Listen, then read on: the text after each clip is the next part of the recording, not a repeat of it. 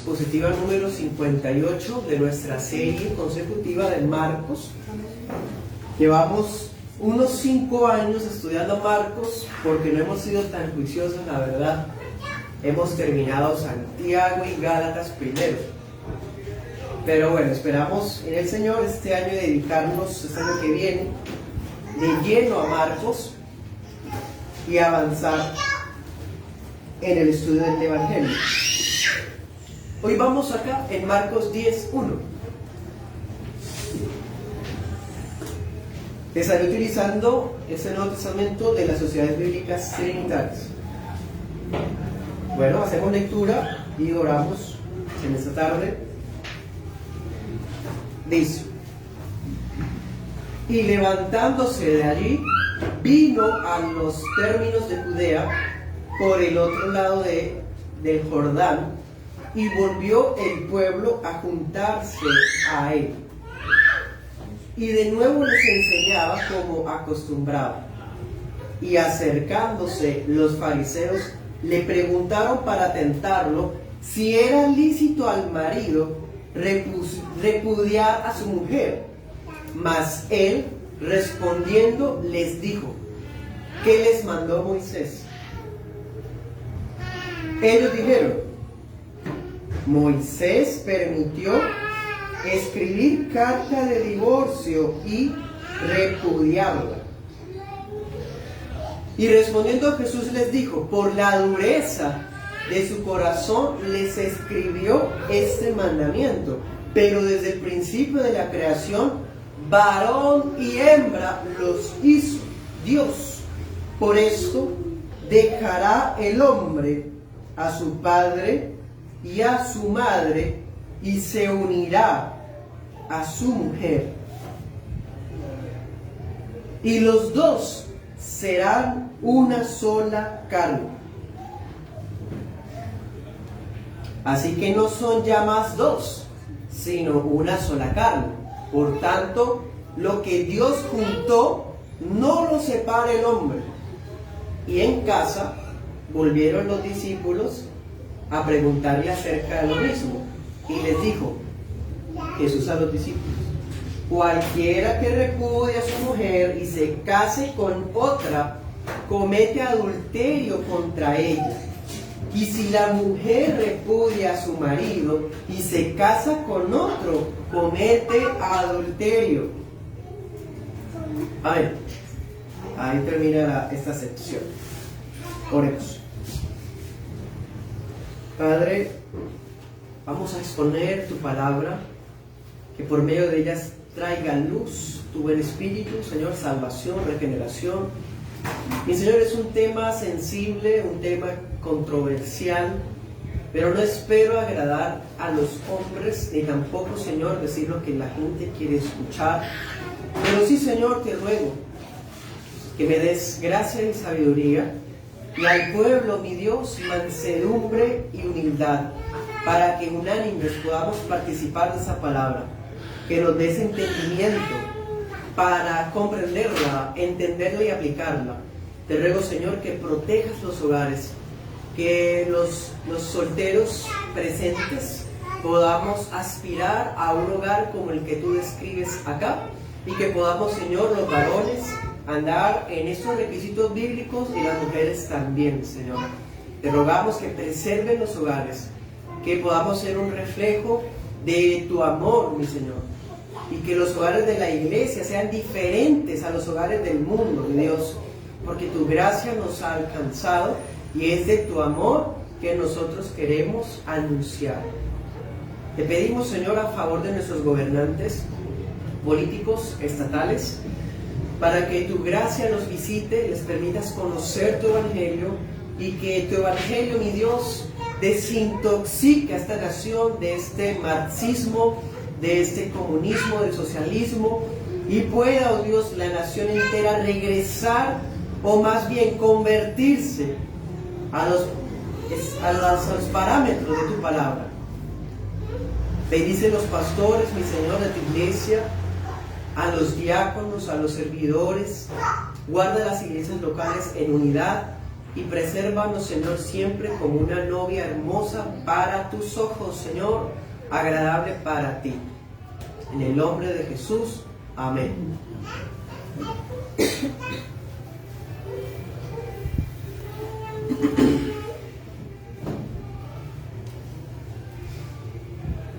Bueno, hermanos, Marcos 10, del 1 al 12, vamos a estudiar esa sección.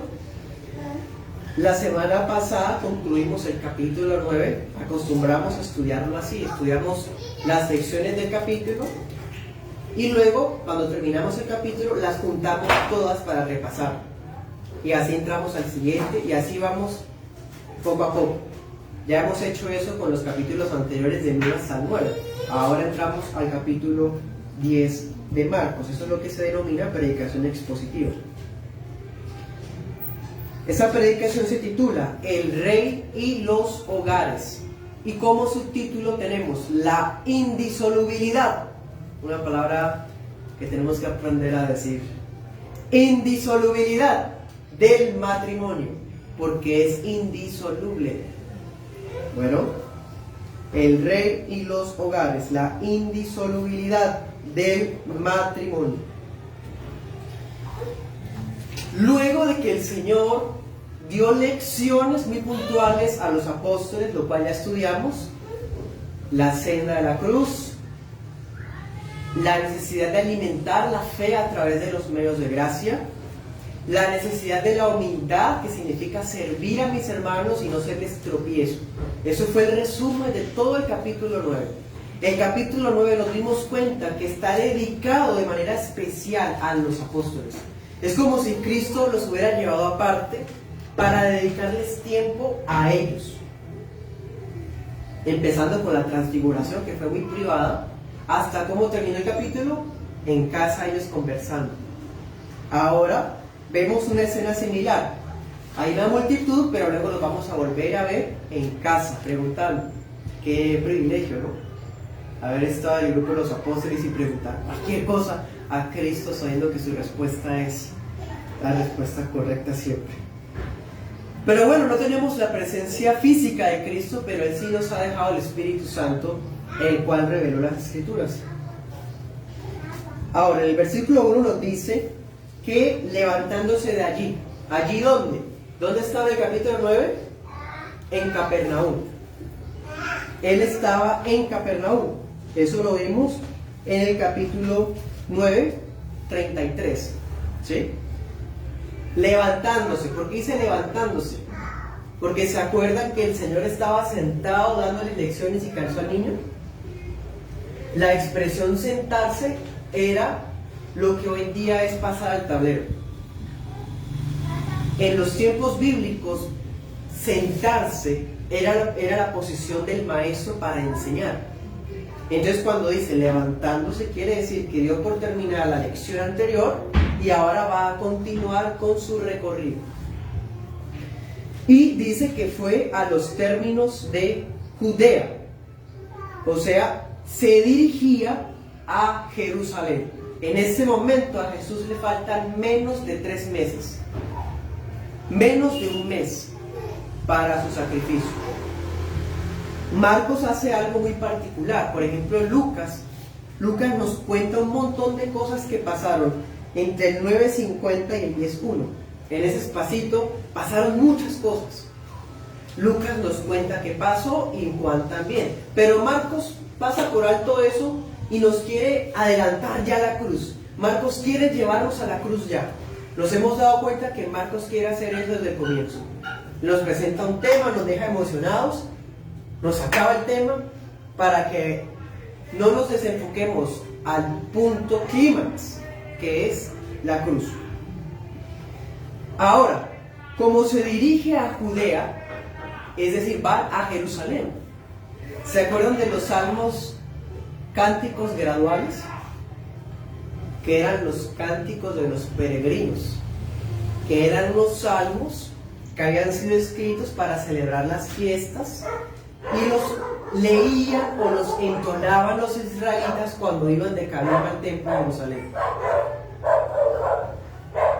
Aquí está ocurriendo eso. Esta multitud que está acá son peregrinos, son caravanas, son multitudes de personas.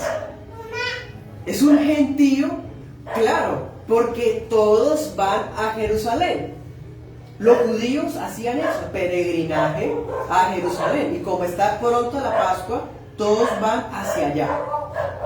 Bueno, se acerca la última Pascua que celebraría Jesús. Entonces podemos imaginarnos un gentío. Jesús, ¿qué nos dice?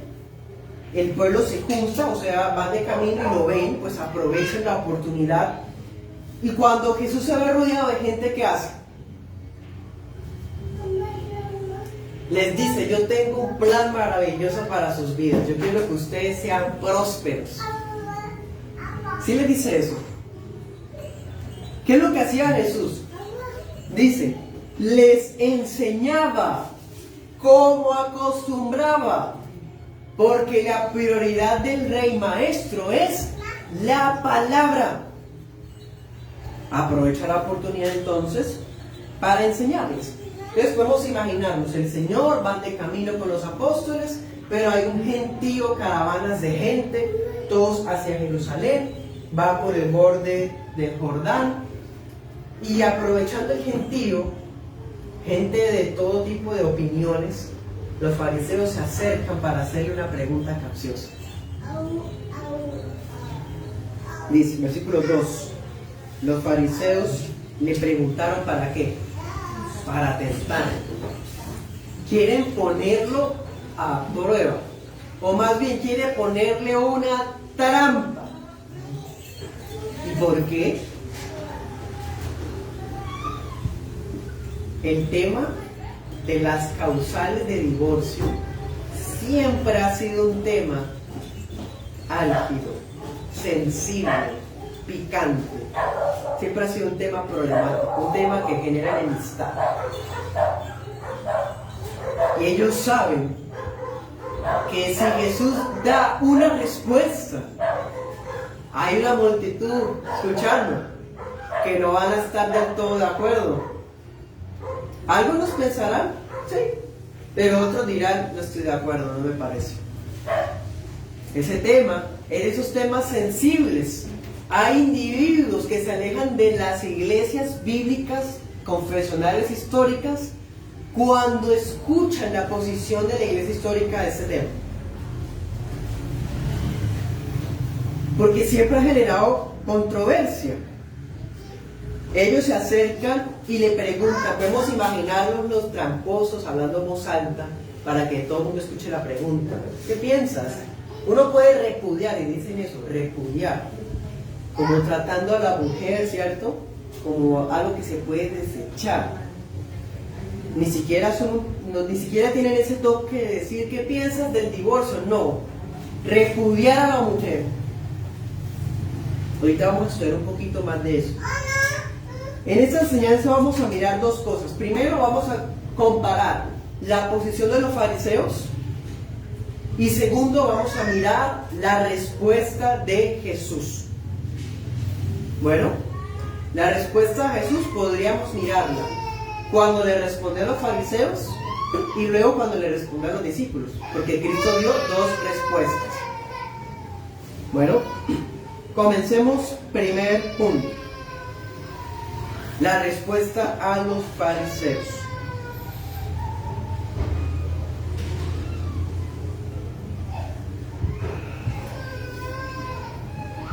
Los judíos tenían dos escuelas rabínicas principales. Una se llamaba Shammai, y la otra se llamaba Hillel.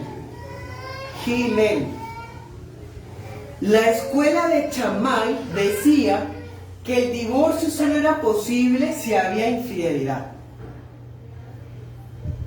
Y la escuela de Hillel decía que ante cualquier cosa indecente que el marido descubriera a la mujer, podía escribirle una carta y despedirla.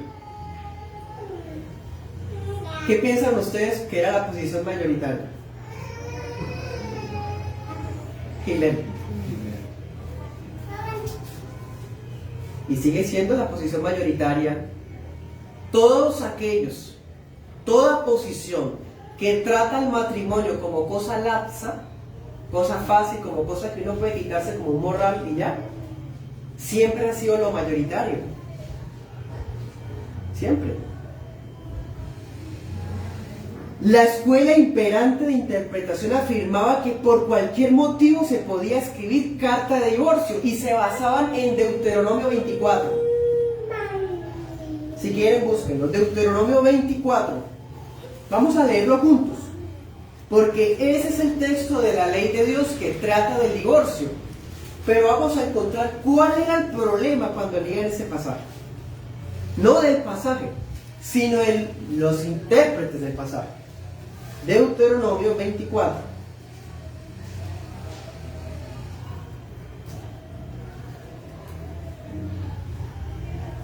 Bueno, para eso voy a usar la Reina Valera 2015. Dice: si un hombre toma a una mujer, se casa con ella y sucede que ella no le agrada por haber hallado él en ella alguna cosa vergonzosa, otra versión dirá indecente, le escribirá una carta de divorcio, la entregará en su mano y la despedirá de su casa. Salida ella de su casa, podrá ir y casarse con otro hombre. Si este hombre la llega a aborrecer, le escribe una carta de divorcio, la entrega en su mano, la despide de su casa. O si muere este hombre que la tomó por mujer, entonces su primer marido que la despidió no podrá volverla a tomar para que sea su mujer después que ella fue mancillada, porque esto sería una abominación delante del Señor. No has de traer pecado a la tierra que el Señor tu Dios te da por heredad. A ver.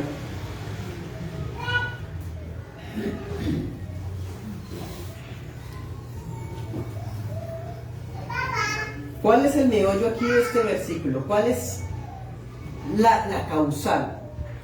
Cosa indecente. Esa es la frase. Hay que interpretar qué es cosa indecente. Porque está diciéndonos que el divorcio fue tratado por la ley de Dios con base en una cosa indecente. Gilel decía, cosa indecente, mal aliento. ¿En serio? Gilel decía, se le quemó el almuerzo. ¿De verdad? Suena chistoso, pero de verdad. Cualquier cosa indecente era cualquier cosa que el marido pudiera tomar para decir, ya no me gusta o me llevo una decepción porque no era como yo pensaba. Y se basaban aquí en esto, decía cosa indecente. Eso para mí es indecente, entonces. Dense cuenta, toda interpretación caprichosa siempre es subjetiva. El hecho que aquí diga indecente no me da mi derecho para decir qué es lo indecente para mí. Porque la Biblia es la que me dice qué es lo indecente. Ella contiene lo que es lo indecente. Y si usted quiere saber qué es lo indecente bíblicamente, lea Levítico 18 y 19. Anote la cita, Levítico 18 y 19. En esos textos, cuando se utiliza el mismo término hebreo para cosa indecente, se habla de impurezas sexuales, de inmoralidades, de cosas ilícitas como bestialismo, homosexualismo, infidelidades, incesto. Entonces cosa indecente no es lo que a uno le parece, sino, en pocas palabras, infidelidad, como decía Chamán. Así es que se interpreta la escritura. Hay que acudir al término cosa indecente bíblicamente. ¿Qué es? En el término hebreo, ¿qué se usa? Esa misma palabra hebrea, ¿en qué otros versículos aparece? Y uno analiza. El término se usa más de 50 veces en la Biblia. ¿En qué contexto? Para hablar siempre de impureza sexual. Siempre habla de eso. De cosas vergonzosas. Nunca de una comida mal hecha o que la esposa se puso fea. Ya no le parece bonita. Eso por un lado. Cosa indecente, ya tenemos claridad qué significa. Segundo, ¿Qué más usted puede notar de este pasaje de Deuteronomio 24? Mire, si nosotros leemos la Biblia con nuestros lentes humanistas, con nuestros lentes contemporáneos que tendemos a ser un poco feministas de cierta forma,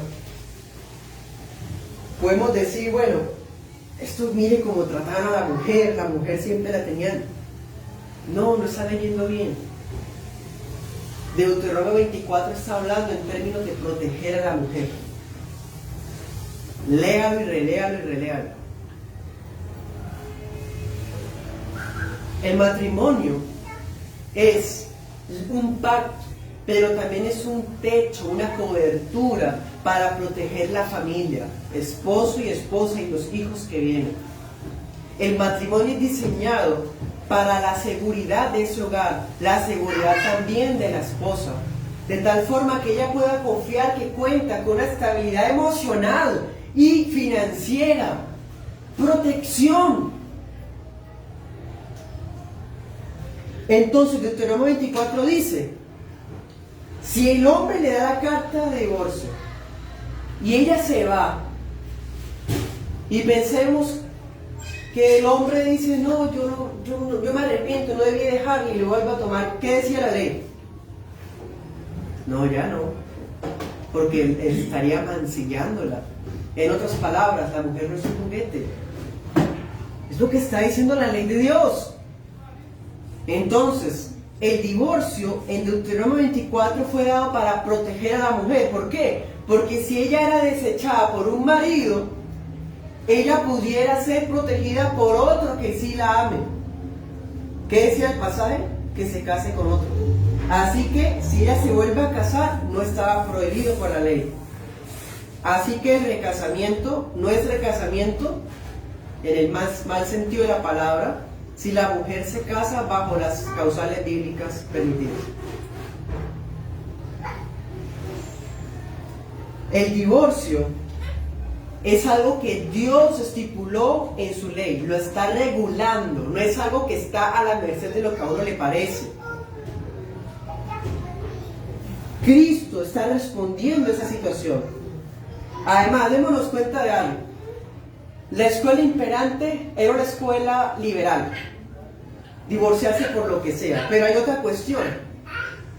¿Usted se acuerda quién era el gobernador de Judea? Herodes. ¿Se acuerdan por qué mandaron a decapitar a Juan Bautista?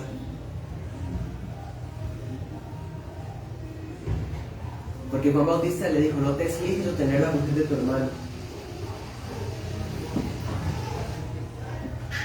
Juan Bautista se opuso a ese matrimonio. Era ilícito. Entonces los fariseos le preguntan a Cristo en la multitud para poner a Cristo entre la espada y la pared. Porque si mataron a Juan Bautista por dar su opinión de ese tema, que también lo maten a él. ¿Ven? ¿Se dan cuenta toda la trama diabólica que tiene esa gente? Eran bien astutos.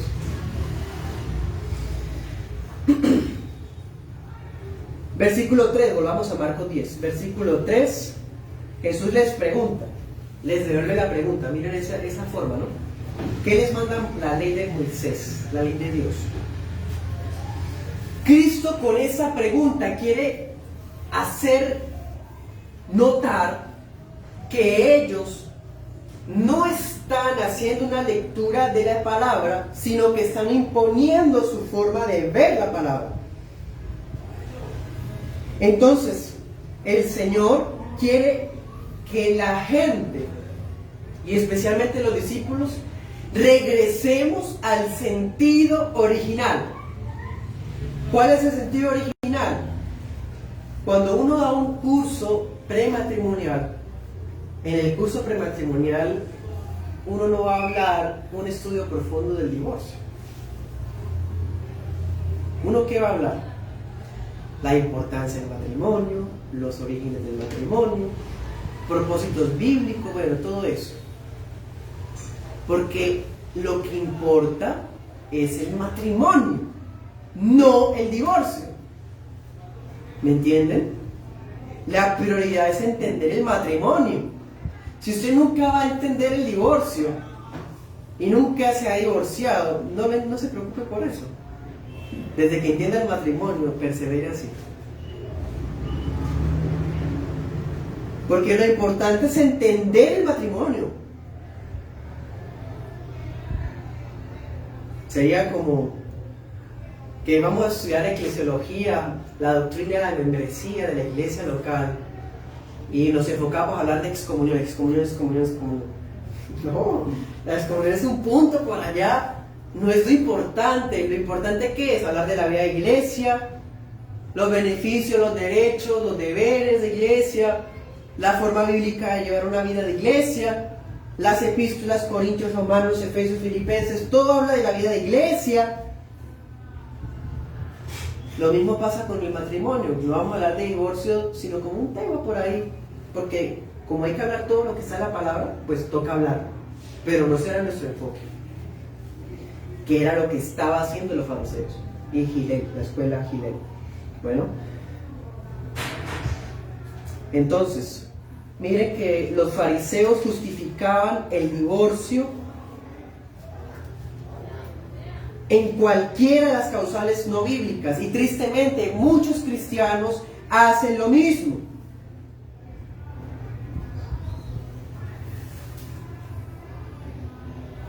Nosotros, hermanos, no podemos trivializar algo que Dios ha exaltado tanto. ¿Usted sabía que el matrimonio representa la unión entre Jesucristo y su iglesia? Que esa fue la razón por la cual Dios creó el matrimonio, para que tuviéramos algo gráfico, algo palpable de qué es lo que Dios da a su pueblo, que su pueblo es la esposa de Cristo. Vamos a Marcos, versículo 5. Jesús le respondió: por la dureza de su corazón. ¿Por qué Dios estableció el Deuteronomio 24? ¿Por qué se habla de divorcio en la Biblia? Por la dureza del corazón del ser humano. Dios permitió, ojo, es un permiso, pero no es una orden. O sea, toca divorciarse. No, es un permiso, es una posibilidad bajo ciertas eventualidades o causalidades. Pero eso fue con ocasión del pecado, porque originalmente no era así. Y eso es lo que Cristo le dice, versículo 6, desde el principio de la creación, varón y hembra los hizo.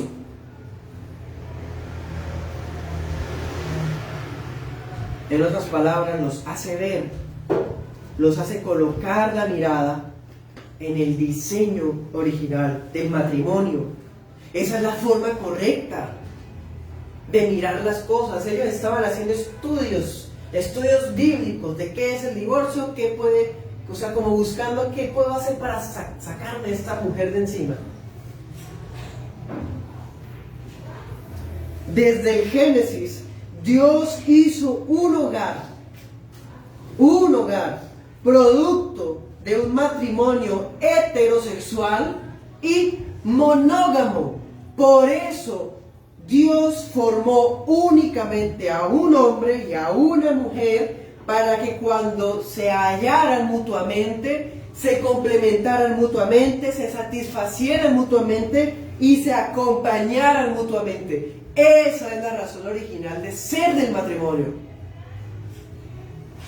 Adán no tuvo la opción de escoger a otra, Dios le entregó a Eva. Ahora Adán, ¿qué iba a hacer? Amarla. Y Adán sí la amó. La palabra dice que a causa del pecado de Eva entró a todos nosotros el pecado, pero Adán amó a Eva. Es más, después de la caída fue que Adán le puso el nombre a ella: tú serás Eva. Fue después de que pecaron que Adán le dijo Eva, le puso el nombre. ¿Sí sabían eso? Y que Eva significa dadora de vida, viviente. Porque él dijo, aunque es como si hubiera dicho, aunque el pecado entró por nuestra culpa, tú actuaste y yo no te protegí como debía, sé que a través de ti llegará el Mesías. Porque ¿qué le dijo Dios en Génesis 3:15? Que una simiente vendría de ella y esa simiente heriría a esa serpiente que los había hecho pecar. Por eso Adán amó a Eva y no buscó a otra, a una Lilith, como dice el gnosticismo. Lo cual eso es basura realmente, diabólica. Hubo un solo hogar, creado y formado por Dios. Volvamos a Marcos 10, versículo 7, dice: por esto dejará el hombre a su padre y a su madre y se unirá a su mujer. La iniciativa de formar el hogar está en el varón. Pero bueno, esta prédica es sobre el matrimonio y no sobre el cortejo. El caso es que el varón dejaba a sus padres para convertirse en una sola carne con su esposa, versículo 8. Los dos eran una sola carne, así que no son ya más dos, sino uno. ¿Sí? Miren esto, otra cosa. El hombre podía y debía dejar a sus papás, pero a su esposa no.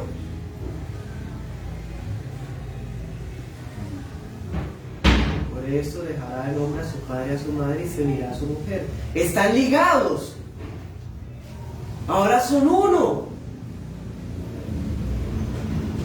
Él no puede actuar como actuó con sus padres, con su esposa, porque él la eligió a ella. Ahora el esposo mira por el bienestar de ella, lo mismo que busca asegurar la propia, como si ella fuera su propio cuerpo. Versículo 9, por eso dice: lo que Dios juntó, no lo separa el hombre. Esa frase sí no la sabemos de memoria, pero ojalá el Señor permita que sea una realidad en todos nosotros. Uno se imagina, no lo separa el hombre, o sea, no lo separa nadie. O sea, que nadie más se meta en esa relación. Pero ¿saben quiénes son los que acaban el hogar? Los mismos del hogar, el marido y la mujer. Entonces, cuando dice: lo que Dios juntó no lo separe nadie, empieza con ellos mismos. No está hablando de un tercero, la otra, el otro, la mamá, la suegra, el primo, el tío, que a veces se entrometen, ¿no? Los familiares, especialmente los suegros, lo cual no es bíblico, es peligrosísimo, pero siempre se conserva la unidad de los dos y la responsabilidad de los dos. El matrimonio entonces es un pacto entre un hombre y una mujer, y es sellado por Dios como si Él mismo hubiera sido el que los hubiera unido. ¿Ustedes creen que hubo una boda en el Edén? Sí, hubo una boda en el Edén.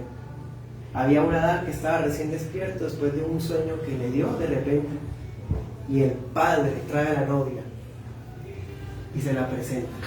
Y cuando Adán la ve, ¿cierto?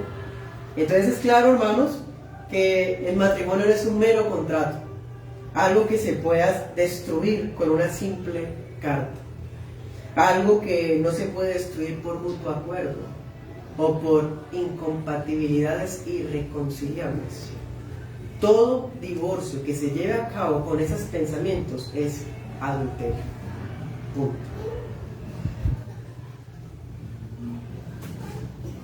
¿Será que toca bajar esa prédica? Me van a tratar como Juan Bautista. Es que ese tema es muy sensible.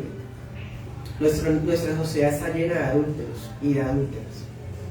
Las iglesias, en nombre del amor y de la gracia, reciben como hermanos a adúlteros y adúlteras. Iglesias locales le dan la cena del Señor a adúlteros y a adúlteras. Versículo 10. Bueno, notemos algo. ¿Cuál era la pregunta? ¿Es lícito repudiar? Y miren que la respuesta de Jesús pareciera evasiva porque no respondió a la pregunta. Lo que hizo fue que llevarlos a la intención original. Cuando uno habla de estos temas siempre van a quedar preguntas. Hay respuestas al final o por el chat de membresía o chat de la iglesia, pueden preguntar lo que quieran.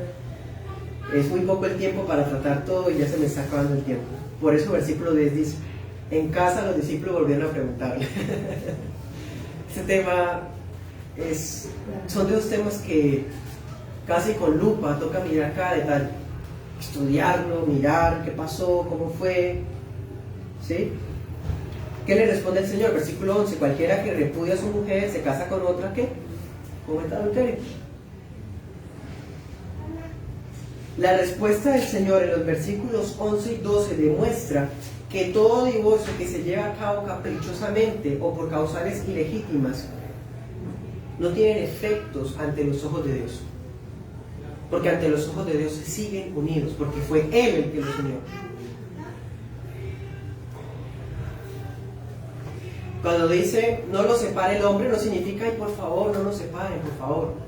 No, significa que el hombre no lo puede separar. Vayan a la notaría, artículo tal del Código Civil, dice causales de divorcio. Ahí eso sí tiene un montonero, ahora cada vez hay más. Mutuo acuerdo es como la más fácil. Se hace partición de bienes, separación de cuerpos y se firma y tal cosa. La notaria expide sus documentaciones y ya, se acabó. No lo separe el hombre. ¿Qué significa? Enmarque el acta, la escritura pública de divorcio, pero siguen casados delante de Dios. Si no fueron por una causal bíblica. Bueno, si los cónyuges de dichas separaciones acuden a un recasamiento, ahí sí hablamos de recasamiento, alguien que se separa después de que se separó por mutuo acuerdo, por ejemplo, y se va a casar con otra, esa persona comete adulterio, porque está haciendo infiel a su pareja original. Y en principio el matrimonio es un acto indisoluble. No valen argumentos donde Dios mismo fue el que constituyó el hogar.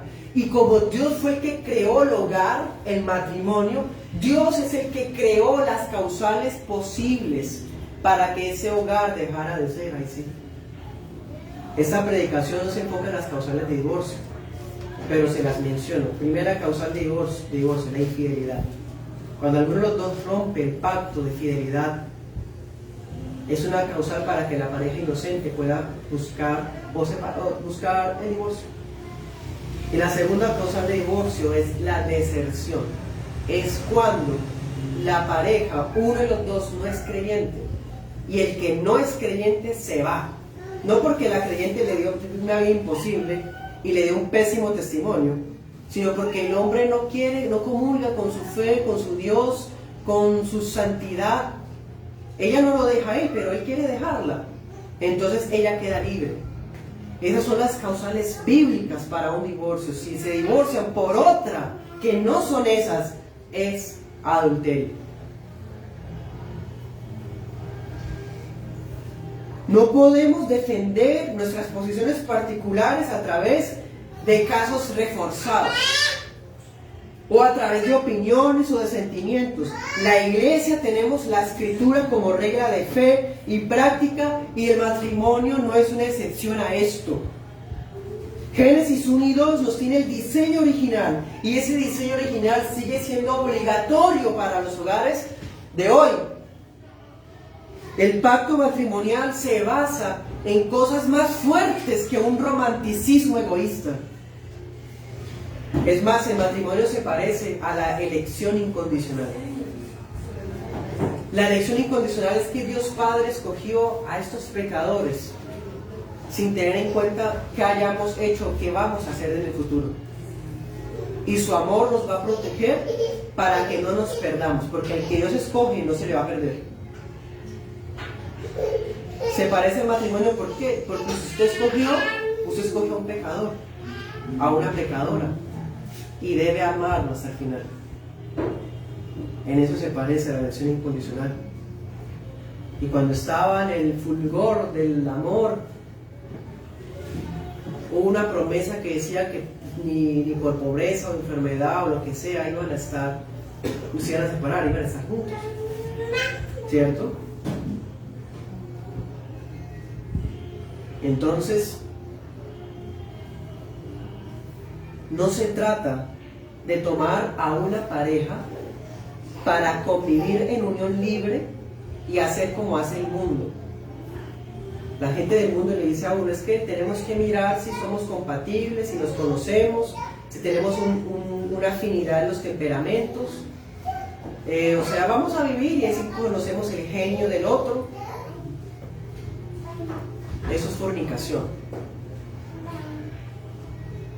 Tampoco se trata que una vez unidos, entonces cuando viene el primer problema, o el segundo, el tercero o el décimo, porque van a venir siempre muchos, centenares, n número de problemas, entonces se considera desistir y abandonar el matrimonio.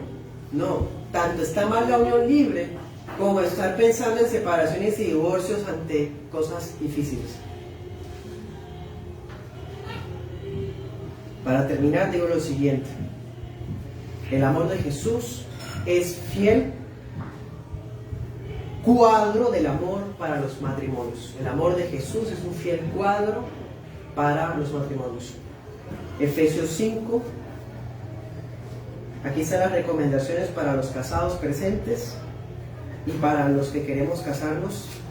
También está qué es lo que tenemos que atenernos. Efesios 5:22. Sí está en el Nuevo Testamento. Efesios 5:22.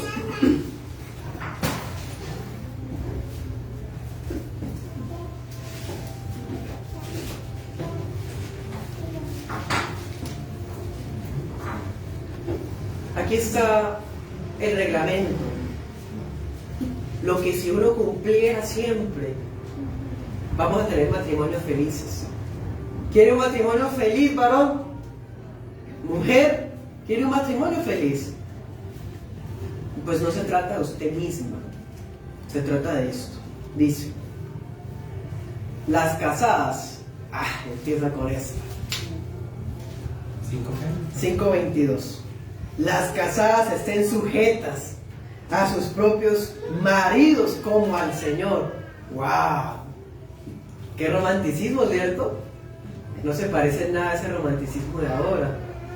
Ahí no dice que si tiene buen carácter o buena platica o buena pinta. No, está casada con él. Versículo 23, porque el marido es cabeza de la mujer, así como Cristo es cabeza de la iglesia, y Él es el salvador del cuerpo. Así como la iglesia está sujeta a Cristo, así también las casadas lo estén a sus maridos cuando estén contentos.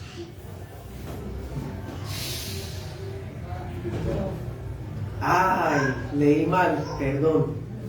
Dice, en todo. Bueno, esta parte es sensible, eso todas, bueno, no todas, no. Algunos hacían como así, pero ahora viene la parte difícil, esta parte que sí que se la dura. Las mujeres se quejan porque es muy difícil sujetarse, pero miren eso. Maridos, amen a sus mujeres, así como Cristo amó a la iglesia y se entregó a sí mismo por ella, para santificarla, purificándola con el lavamiento del agua por la palabra, para presentársela gloriosa a sí mismo, una iglesia que no tuviera mancha ni arruga, ni cosa semejante, sino que fuera santa y sin mácula. Así también los maridos deben amar a sus mujeres como a sus mismos cuerpos. El que ama a su mujer, a sí mismo se ama. Porque ninguno aborreció jamás a su propia carne, sino que la sustenta y cuida, como también el Señor a la iglesia. Porque somos miembros de su cuerpo, de su carne, de sus huesos. Por esto dejará el hombre a su padre y a su madre, y se unirá a su mujer. Serán los dos una sola carne. Este misterio es grande, mas yo digo esto con respecto a Cristo y a la iglesia. Pero cada uno de ustedes ame también a su mujer como a sí mismo, y la mujer respete a su marido. Esa es la clave de la felicidad de un matrimonio. Si se sabe llevar esto, vamos a disfrutar la indisolubilidad del matrimonio. Pero cuando se anda en desobediencia a esto, la indisolubilidad del matrimonio va a ser una carga, pero que le toca llevar para siempre. Pero si llevamos esto como Cristo con su iglesia, entonces la indisolubilidad del matrimonio es una bendición única, porque después de la salvación, un matrimonio santo es el don de Dios más maravilloso de la vida. Oremos.